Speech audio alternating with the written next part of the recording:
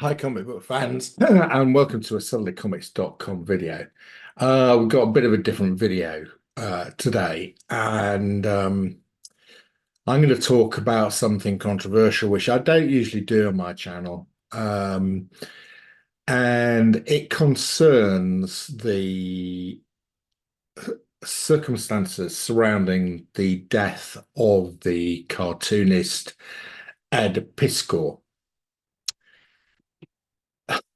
I have some strong beliefs, and I'm afraid that the death of Ed Piskor really does trigger some of my really deep held beliefs.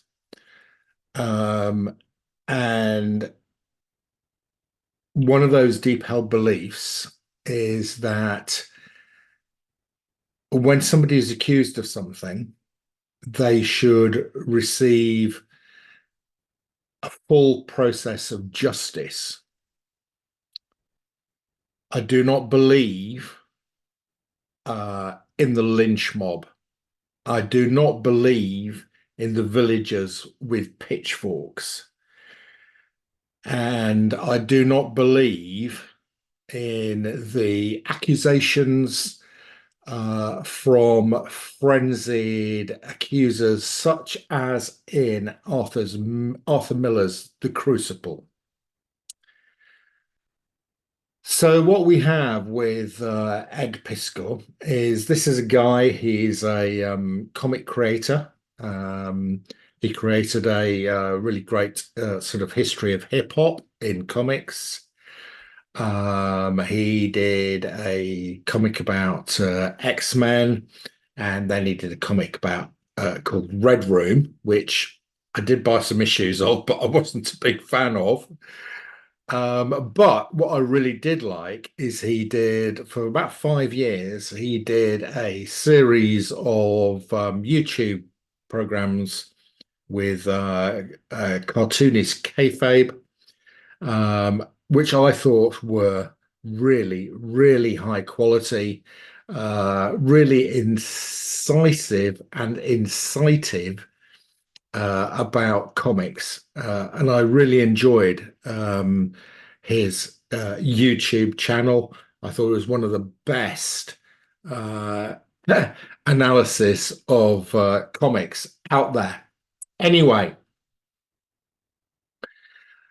about a week ago, yes, just a week ago, there were some there a young woman posted some comments saying that during COVID, she had had conversations with Ed Piskor, uh, in which she felt the things that he was saying were inappropriate at the time and were effectively grooming.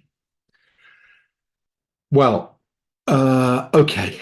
So this may or may not be the case. And quite a lot of times when people are communicating with other people, you have to take into context, you have to take the context into account, you have to listen what is occurring. But what happened was that the social media trolls homed in on Ed Piskor and absolutely slaughtered him. There was a whole massacre of individuals attacking Ed Piskor. Um, Now, I'm sorry, guys. Um, some woman posting something on the internet is not a court of law. It is not due process. It is not anything other than hearsay. Okay? We don't know the context. This lady, when he contacted her, was 17. People are saying he was a paedophile. I'm sorry, paedophile is not at 17. She was 17 at the time. She never met him. She never went to meet him. There was no physical contact. Um, and some of the things he said, he admitted in his suicide note that it was probably inappropriate and he regretted it. Okay. But there was no arrest warrant. There was no police case. There was nothing.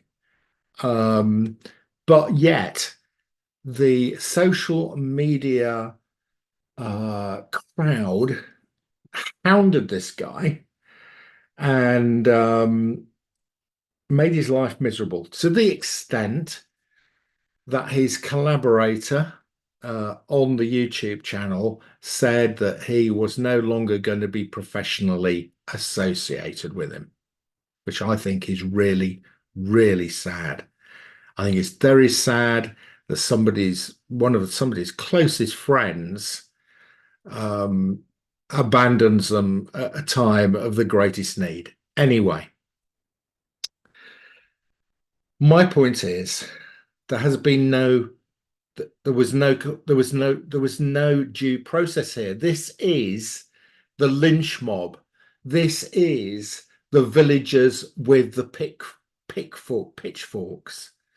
Guys, do not join in on this sort of stuff. It is medieval. We are back to the medieval times. We are back to the times where people say you're a witch. Um, and it's just not acceptable. Do not listen to the internet trolls. Wait until there is some due process. So all these people pounded in on this guy. Even in he was due an exhibition at a gallery in his local town in Pittsburgh, and the local sort of television producers went round and visited his parents, showing where they lived, and went round to his address, showing where he lived. Completely unacceptable. So a couple of days ago, Ed Piskor, having been the brunt of all this, he wrote a 5-page Facebook suicide note, basically saying what I'm saying, that he has been killed by the social media witch hunt. Um, and then the guy commits suicide. I think this is hugely, hugely sad.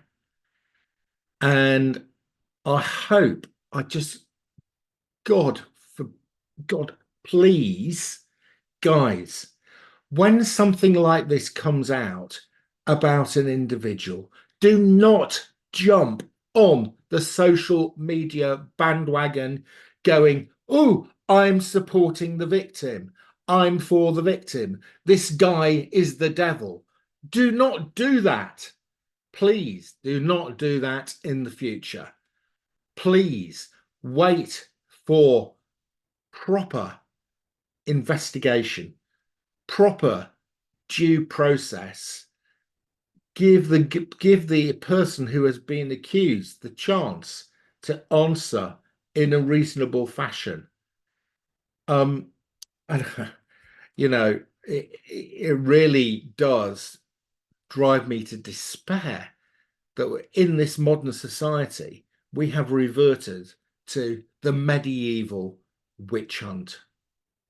So my request to you, if you're watching, if you're still listening, is when you hear this sort of stuff in the future and you go, oh, this guy must be a bad guy. No, just wait.